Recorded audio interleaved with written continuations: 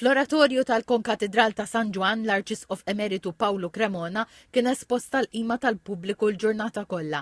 Exieren marru jagħtuh l-aħħar tislima u iffirmaw il-ktib tal-kondoljanzi. TVM News intervista persuna li kienet qrib ħafna tal-Arċisqof Emeritu. Għal 17-il sena George D'Amato kien xufir tiegħu mindu laħaq Arċisqof sakemm miet. George għaddu jossil ħin flimkien fil-karozza. Mill-ewwel qistu sena żewġ ħbieb. Fl-aħħar konna nirreferu xulxin bħala qahwa. Qatt ma rikeb wara pereżempju, dejjem bil-qagħda ħdejja fuq is-sit ta' quddiem u nitkellmu fuq kollox. Fuq ninku xi ftit xulxin fuq il-futbol għax jien mill-Ħamrun u mill-Belt kellu esperjenza ma' żgħażagħ. Amma żgħażagħ li ma kinux daqshekk biex il-Knisja. Jien kien jintaqa' magħhom ġo xi restorant, xi kamra fuq, jgħid jitkellem magħhom. U ħalla ħafna ġid naħseb, ħalla ħafna ġid. George D'Amato kien l-aħħar persuna li tkellem ma' Monsinjur Cremona nhar it-tlieta fit-8 ta' filgħaxija l-isptar. Kienet ġurnata qabel miet. Talabni biex nixtieru xi affarijiet li xtaq jirregala l-istaff tas-Surgical World One fejn kien jgħid u talabni kellu Madonna ħdejra su fil-kamra tad-dar tal-Klieru ħattomlu u tkellimna sew it-tnejn. Għavolja kien batut, it-tlieta ma mort kien aħjar, u li ma bsarx li wasal daqshekk viċin, l-aħħar kelma ratlu nara għada xċerdenza, benedixta, għax hekk kont ngħidu dejjem.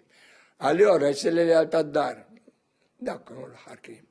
Issa u jerġgħu post aħjar. U peress ikun ntaw kuljum. Nittamma li qed irresti li fost biex immur u ma nerġgħux ninfirdu mbagħad. In-naputi ta' Monsignur Pawlu Cremona, Marco Cremona, tkellem magħna dwar it-tifkiriet li għandu ta' tzijuħ sa minn tfulitu. It-tifkiriet tiegħu huma nhar ta' ħadd normalment illi missieri kien imur jiġbru minn San Domenico Rabat għax anke Paul qatt ma kien isuq.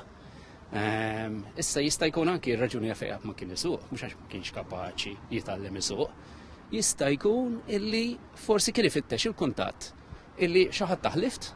Ġifieri hemm dak il-kuntatt personali ma' dak li jkun, kien jaqra l-comics. Il-Bino u d-Dandy u l-Weezer.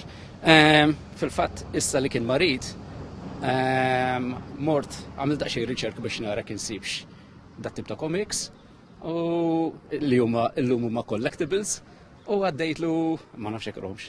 Għalli li qara uħut minnhom. Bejn il-ħamis u l-ġimgħa fost dawk li tawh l-aħħar tislima fil-ħin li kien esposta l pubbliku kien hemm il-President Miriam Spiteri da Bono, il-Prim Ministru Robert Abela u l-Kap tal-Oppożizzjoni Bernard Grech. Delegazzjoni tal-Partit Laburista mmexxija mid-Deputat Prim Ministru Ian Borg u d-Deputat mexxija l-affarijiet tal-Partit Alex Aġus Saliba u delegazzjoni tal-Partit Nazzjonalista mmexxija mill-Viċi Kap Alex Perici Kalascione selmu wkoll lill-Arċisqof Emeritu Pawlu Cremona.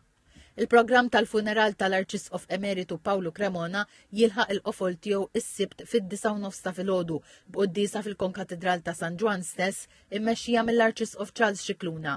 Wara l-qudiesa se jsir korteo funebri mill-Konkatedral ta' San Ġwan għal triq ir-Repubblika sad-daħla tal-Belt. Fit-tmiem il-korteo Monsignur Cremona jittieħed fil-Knisa tal-Madonna tal-Ar u ta' San Domenico Rabat fejn se ssir id-difna f'forma privata. Il-bnadar fuq il-binjiet pubbliċi u ekleżjastiċi se jittajru mezzasta matul il-ġurnata tas-sibt.